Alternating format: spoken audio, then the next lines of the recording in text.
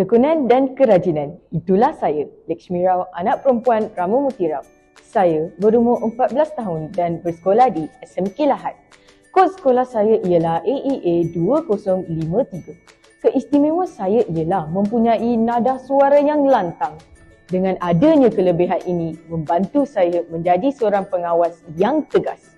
Di sekolah, saya memegang jawatan sebagai AJK tingkatan 2 bagi Badan Kepimpinan Pengawas. Saya juga memegang jawatan sebagai AJK tingkatan 2 bagi Kelab ERT. Dalam bidang akademik pula, saya mendapat tempat kedua terbaik dalam tingkatan dan saya juga melibatkan diri dalam pertandingan bahasa seperti Sajak Bahasa Melayu dan Bahasa Tamil. Saya juga aktif dalam melibatkan diri dalam pengucapan awam bahasa Inggeris di peringkat sekolah. Bukan itu sahaja, saya juga melibatkan diri dalam aktiviti kokurikulum. Saya mewakili sekolah dalam permainan catur. Malah, saya juga menyertai perkhemahan perdana unit peruniform pengakap dan tarian Got Talent, anjuran PPD Kinta Utara pada tahun 2024.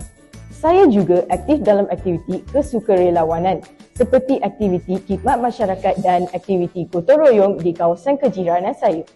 Istimewanya diri saya adalah saya boleh bernyanyi, bermain rekorder dan gemar memasak.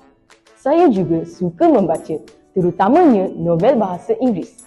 Dan melalui bacaan saya berkongsi bacaan tersebut dengan rakan yang lain bagi merasai pengalaman membaca itu sendiri.